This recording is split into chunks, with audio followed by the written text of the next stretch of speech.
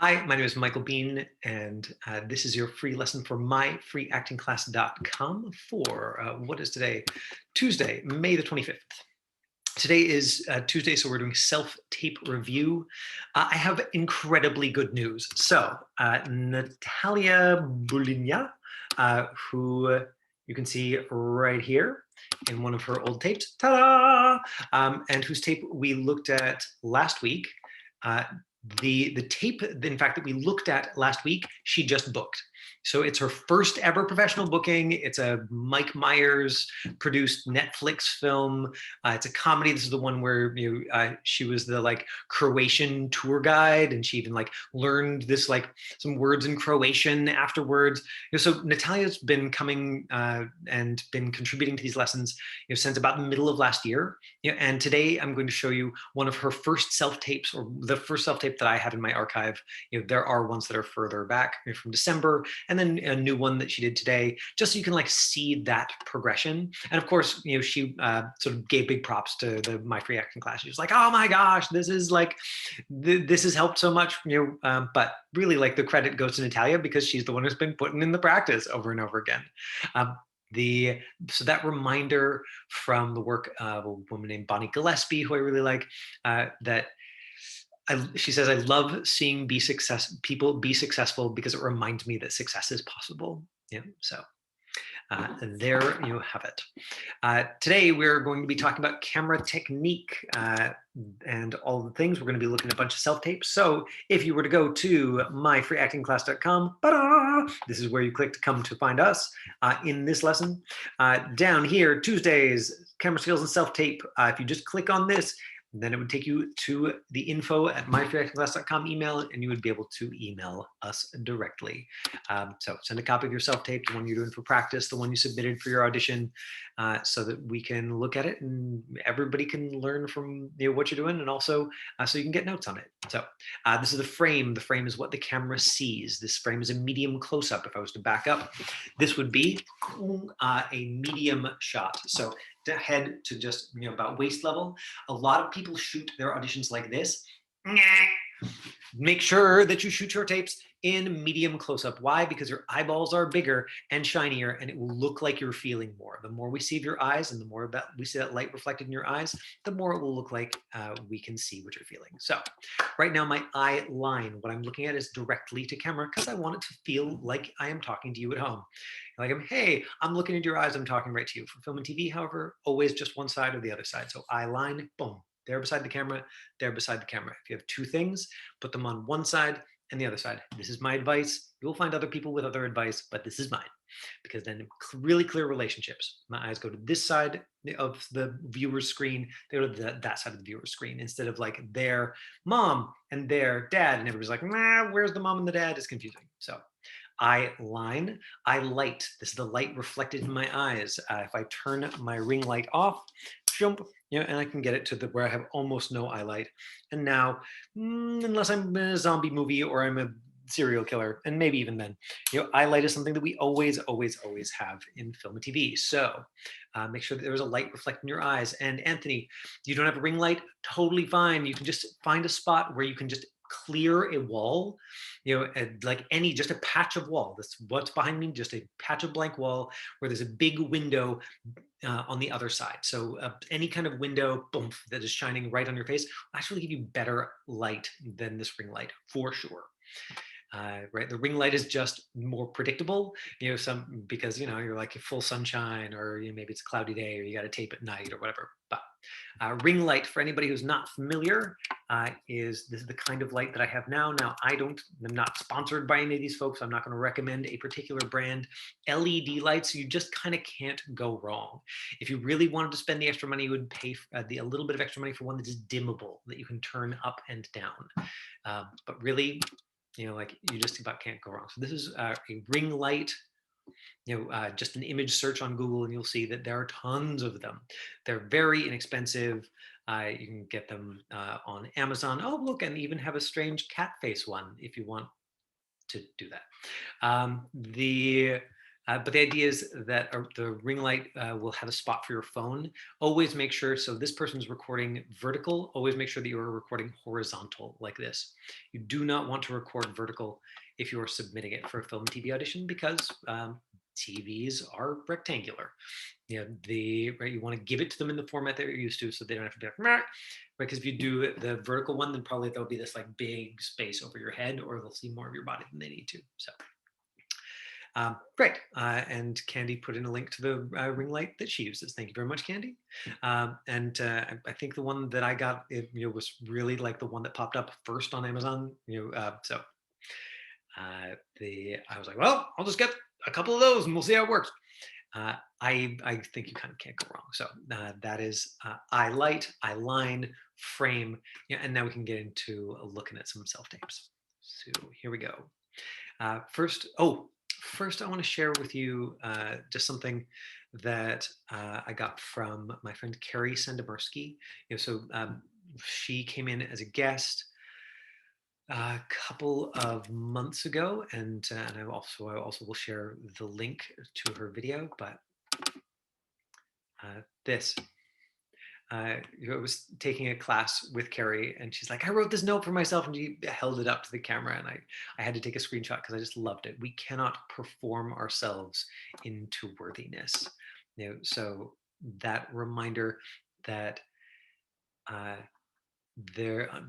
underneath the art, the craft and the artifice, there's a requirement that we find worthiness in ourselves. It is not something that we can perform ourselves into.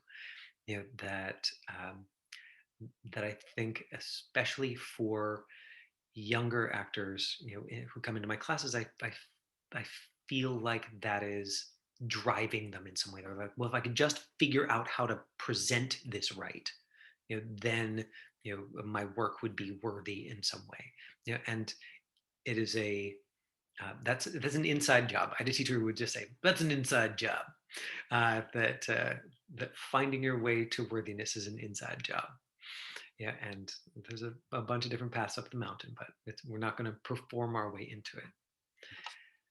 And if you go to myfreeactingclasses.com here and you click on this video archive, that will take you right here.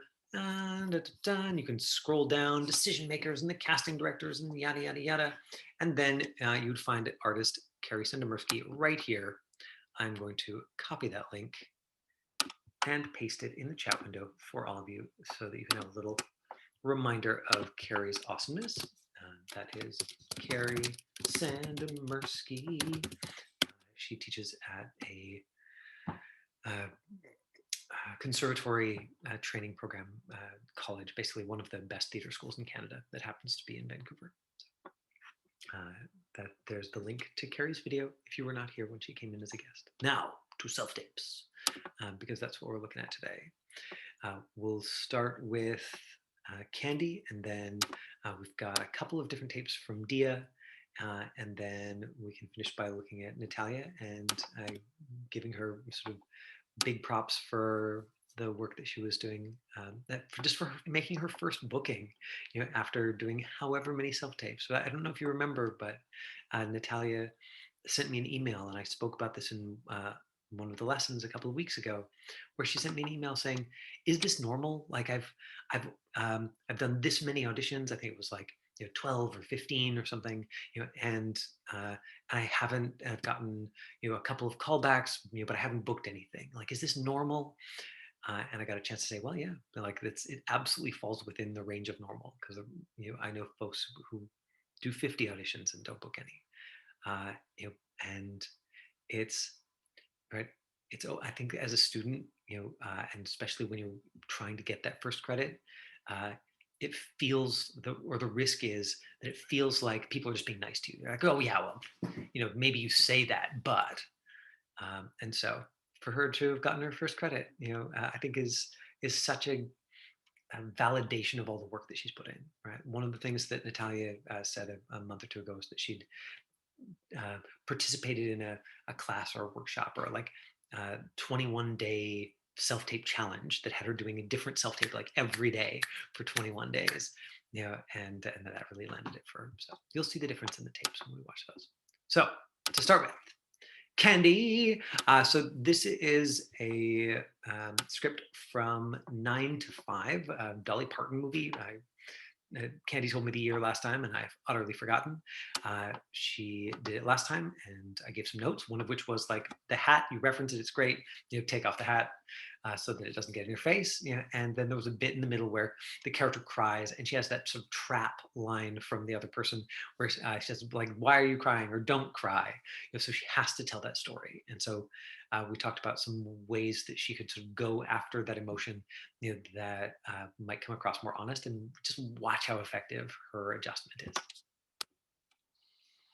Violet Newstead. I'll be training you here at Consolidated. Judy Burnley, nice to meet you. This is quite a big day for me. Big day, big hat. Oh, thank you. I left an hour early to make sure I was here on time, but the parking wasn't possible. Fun fact, parking meters were invented in Oklahoma City in 1935. Sorry, I share trivia and I'm nervous. Okay, this will all be yours. Thrilling, isn't it? So let's get started with the typing test. I'm going to dictate and you type. From Franklin Hart, President of Consolidated Industries, to the employees, when planning for your why diversify? And right, so good, strong, clear opinion about the dictation. I just want to give the quick camera technique overview. She's in a medium close-up, top of her head to just below her armpits. There's a little bit too much headroom, but it's just not that big a deal. There's an eye light, so reflect light in her eyes. Her eye line is very close to camera. She's right in the middle of the frame, and it's horizontal. So she's in really good shape in terms of her setup. It works a lot better with paper on the typewriter. Oops. Where did you say you worked before? I've never really had a job in an office. No kidding. You're not going to tell them, are you? I sort of have to. Yeah, well, I'm sorry, but I wasn't sure where in my resume to write that I have no skills, because I've spent my entire adult life taking care of a husband who just dumped me for a 19-year-old named Mindy with an eye. All right, come on now, don't cry. So you have absolutely no office. Okay, yeah, and so last time Candy approached this, despite the fact that the project's a comedy, she like really took her time to kind of feel into it, and I was like, well, as long as we get the shape of it as an audience, then we get this. And maybe maybe you're pissed off at Mindy, maybe you're trying to subscribe the lady, and maybe you're like fully putting on the feeling to manipulate her. Maybe it's something else. And I asked her to explore it a little bit, and you can see that what she came up with here, it reads a lot more honest. So Candy, this reads so much more honest, and I just absolutely support your exploration. I think that you would, if you were to stick with the character, you would just find that you could go deeper and deeper with it. Right, that you could let go into it more. Let me let you finish watching the tape, and then I have some more thoughts on this. Skills whatsoever? None. Is this where you call security? No, I love this. This feels really connected to her, to me. Really strong, clear opinion. It's like like I'm a little girl, take care of me. But in the adult body, just feels right for the scene, and kind of helps it make sense that she wants to take care of you. No, this is where I tell you, I love a challenge, and welcome to Consolidated. Oh, thank you so much. I just hope I can do the job. Relax. I've been at Consolidated for 15 years. You'll get it. You got the very best training. Really? Who? Me. Right, that reaction at the end, so much fun, Candy. So really nice work. Going into that, appreciate it. And the right down to the like finding the comedic beat at the end, like, huh, what, who's the, oh, sorry. So that whole sort of last 30 seconds of the tape, I think for me is the part that's the most alive. I think that you could go even further with your reactions. Right now, the parts where it's sounding a little bit rehearsed to me, personally, are like the top, some of that stuff in the middle, where she's saying something that I would expect a big reaction to, and I'm sort of seeing the shape of a big reaction, but your voice is not congruent, with what is happening, right? Where you're coming out with like, wow, yeah, I have a big feeling. It's like, wait, no, I'm not hearing it in the tone of voice. I'm not, hearing it's coming across very honest, which I think is, we talked about, is like a fantastic foundation for your work. And now you can just be bolder. You can just go further with it. And in that process, you're going to learn how far is too far. But if you are holding back and because of the risk that some part of it will not come across honest, I think you're holding yourself back from growing. So fantastic foundation. And I would say like attack the top of that scene, right? Like do 20 jumping jacks. Actually, don't do 20 jumping jacks because then you'll be out of breath. Although that might also be interesting. What I'll usually tell people before going into a tape is do 4 tuck jumps. Right? Because I'll bet if I do it right now, you'll be able to notice the difference, right? So, there, like I'm just talking to you, I'm teaching, but if I go, and I come back, it's not enough that I'm out of breath, but I'm just going to have a little bit more sparkle, and I can feel, my blood pumping, and taking that into the scene is going to give me more energy in some way. So I'll often do that when I'm taping. I'll say, do 4 tuck jumps and come back. Wow. Should probably do that before I start teaching each one of these classes. I definitely feel more alive now. Another thing that I just heard, so it was actually in a conversation with Carrie, whose note that I showed you, and she relayed a conversation that she was having with a friend who's working on a new TV series that's coming into town, and this conversation with the director, where the director said, I get 100, 150 tapes for each role. I'm looking at them on my phone. I'm watching 5 to 10 seconds of each one. So, right. And I've talked about this with casting directors before, that when we had casting directors on as guests last year, one of them said, I watch them at least a minute of each one. One of them said like, I watch about 30 seconds of each one. One of them just looked at us and was like, I watch 15 seconds. And if it doesn't grab me, I move on. Now this is a director who said, I only watch 5 to 10 seconds of each one, which like in the world of Instagram kind of makes sense, right? Like, are you going to watch somebody's Instagram video or somebody's YouTube clip or on Facebook for more than 10 seconds before deciding whether or not you want to watch the rest of it? Probably not. And so the beginning of tapes, I think, is just getting progressively more important in that world. And so the tuck jumps are good to get that energy up at the top. Like I would love to see you just attack at the top of the scene. Like if you decide to work at one more week, Candy, then just like come in just like, I'm excited, but like a total mess, and find all of the layers. So it's not like, I'm a mess, I'm all at the same level. It's, like, hey, oh my God, whoa, this place, okay, facts, oh God, facts, making it okay, la la la, song and dance. That you can find all of those layers in this. And I know you've got them in you. I just want to give you more permission to go at that. Does that make sense? Thank you. Great.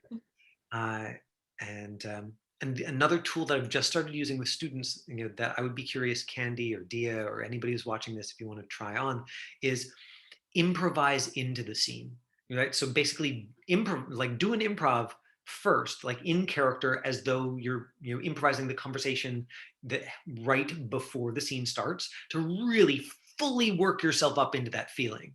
Right, like the phone call with your friend, we're like, oh my God, this is my first job interview ever, and what like my stupid husband, and okay, I've got to go, and then you walk in the door to the interview or whatever that improv is, and knowing that then you would just cut that out of the tape. But anything that helps you come in for that first 5 to 10 seconds, tons of opinion, tons of aliveness, like already there in the character, because in the old world of auditions, like you probably could take 30 seconds to sort of slowly drop in, or grab us with what's happening with the character. If it's true directors only watching 5 to 10 seconds, then I think there's a necessity to get on that sooner. So that's one of the things that's on my mind at the moment. Now let's look at Dia's tape. Hang on one second. I just have to switch to, there we go, Maisel.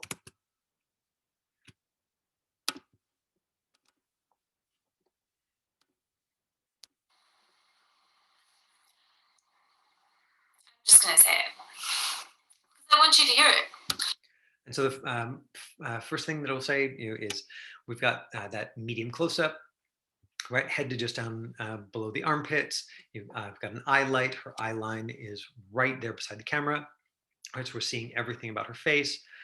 The backdrop, is neutral. You can see that it doesn't really matter if it's tan like mine, or gray like Candy's, or blue like Dia's. The whole point is that the focus is entirely on the person. So you can probably just get away with whatever neutral wall is already in your house somewhere.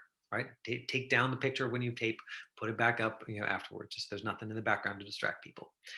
The one thing that I wanted to say about your lighting, Dia, is that I think that if you can, bring in some kind of light, so that there isn't this bright. You can see the lighting is like extra bright on one side of your face. I assume that's because you're using natural light, or there's a window, or you sort of just have the one lighting unit. But if you can adjust that, to get even light on your face, I think you will look better, and people will experience your tapes, as grabbing them a little bit more without you having to do any extra work as an actor. So that's just the thing that I wanted to say about lighting in reference to your tape. It is definitely not a big deal, this shadow. Like, for a home tape setup, they're going to be seeing tapes that are much, much, much worse, in terms of the way that they're set up. It's not the most important thing to them. It's just one of those last little tweaks that you could do. But after I say it, and after you hear it, we're never going to discuss this again. Okay? But I want you to hear it, because we're in business together, we spend time together, and it could come up occasionally. I don't want to keep anything from you, but I don't want you to be surprised if I accidentally... What is this, a lost Hamlet monologue? Just say it for God's sake. I slept with Sammy after Ethan's party last night. He spent the night. Spent the night. Right, so good, like really clear opinion about the person who you spent the night with. That relationship is coming through loud and clear. If I'll let you. If we were going to go back and, like, if you wanted to do a copy, this tape again, not entirely clear on the relationship at the top, and I just think that there's a way to make that first 10 seconds a little bit more alive. We've got the text that says, we were business partners, we're friends, like we work together, and so could you just some ideas, like, could you start as far away from the discomfort as possible? Come in, hey, oh God, this is the time, and let us see that transition. Could you, knock on the door and step into her office? Could you, can you give us the behavior that helps tell that story? Because and this has come up with a number of your tapes, Dia, and I think that it's an interesting, parallel or a slightly different version of what we're seeing with Candy's tape, which is just that you make great, clear choices about your characters, and you can afford to go further with them. That we had that tape, what was it, last week? It was like, this second take where you just do the things that you want to do and go all the way with them, much clearer, much stronger. So. I said it. You heard it, and we're not going to talk about it again. Who's Sammy?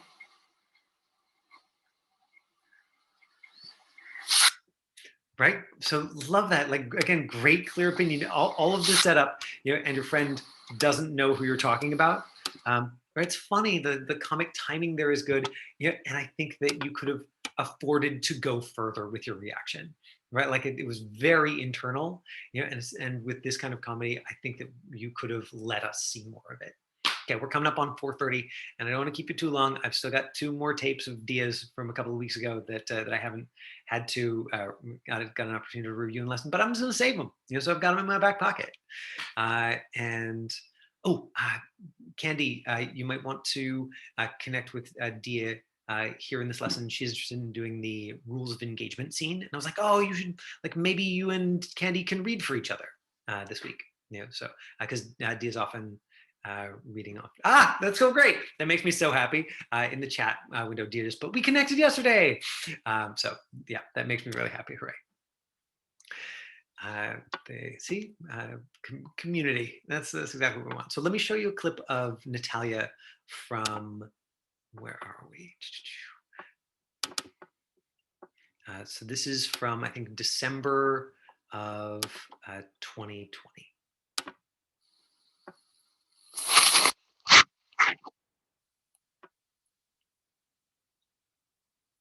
This is it. This is it.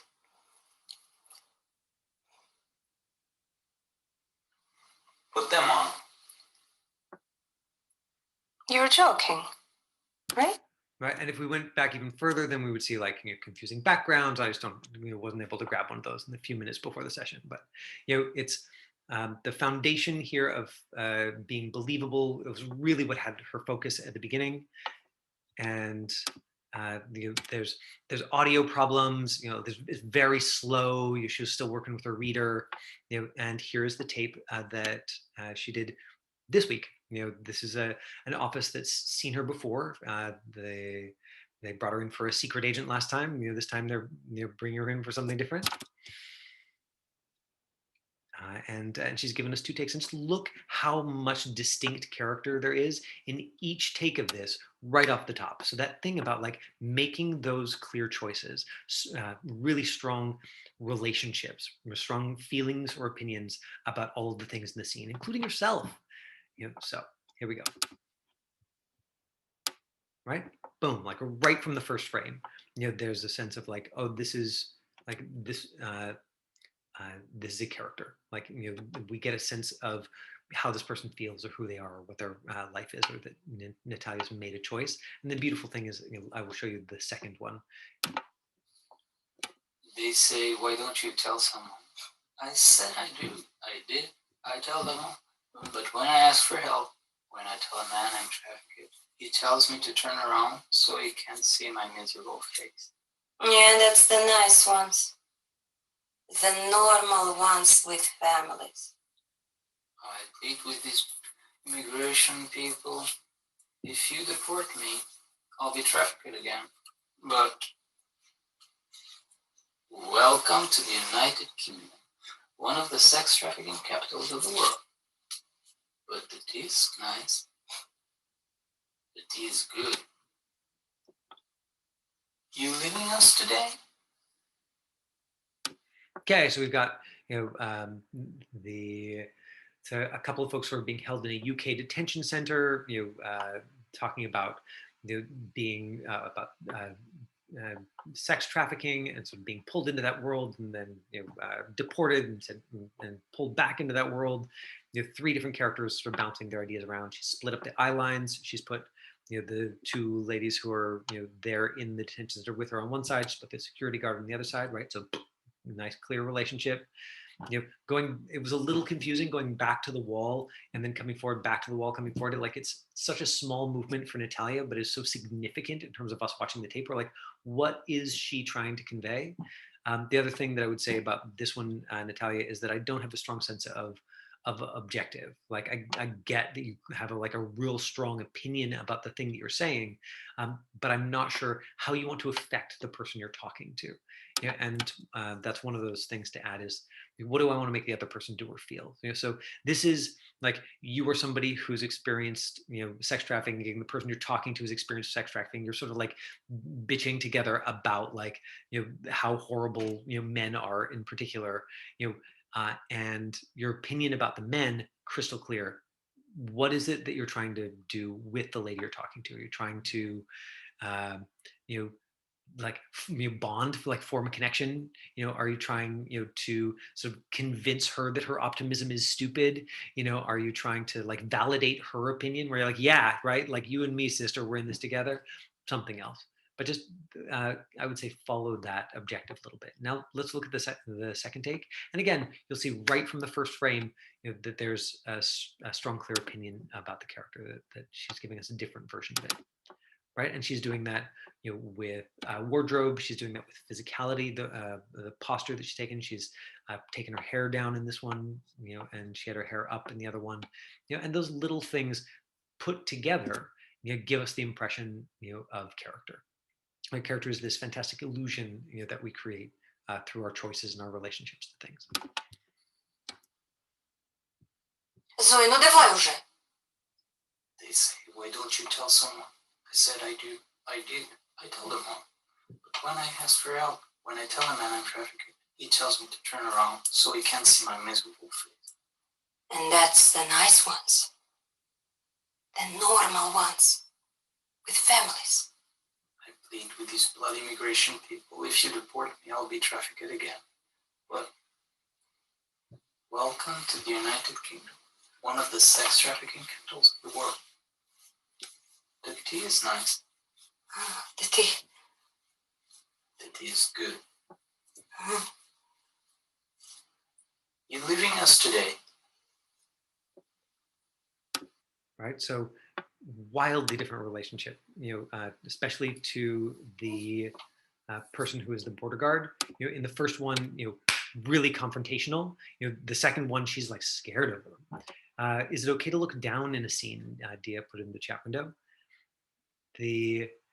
Yes, absolutely. I think that it conveys information, right? I think that if your character is powerful, confident, in conflict with another person, then sure, of course, you're going to want to stay up here and connected. But that what your eyes do, because we're just seeing this little teeny square of the world, just that, as you saw in Natalia's scene, can give us tons of information about what's happening. So in that case, combined with the protective body posture, like her dropping her eyes, did a lot to tell us, oh, she's nervous or scared of what's happening here. So if you've had somebody in a class say like, don't look down, it possibly just because you were nervous in that class and they wanted to just give you a behavioral way out of the nerves. A lot of the time, the kinds of directions that coaches and teachers give are context specific, I think. It's like, oh, I want to have this result on this student today. And especially when we're learning, as actors, we like latch onto those. We're like, okay, I guess that's what we always do. And I'll get students who are like this, like perfectly still. Because some teacher told them they were moving around too much. And so they'll do this for all of their scenes.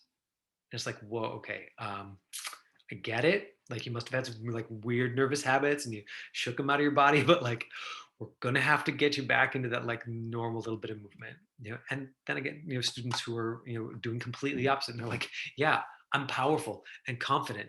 I'm powerful and confident, confident and powerful. And it's like getting a little seasick from the rocking back and forth. So the metaphor that I like best for it, and I think this applies to acting teachers and really just about anybody. If you're learning something, it's like I'm watching people, as far as the person giving the notes, like I'm watching people walk down a road, and if I see somebody going off to the left of the road, I yell, "Go to the right!" And if I see somebody going off the right of the road, I yell, "Go to the left!" And it can be confusing if you're only listening to the things that are being shouted at you instead of keeping your eyes on the road. So the little bit of cryptic wisdom, to finish for you. Thank you so much to Candy, to Dia, and to Natalia for your tapes today. And huge props to Natalia for her first booking. That's our first My Free Acting class success story. So I'm very excited about that. Yay! Okay. Bye, everybody.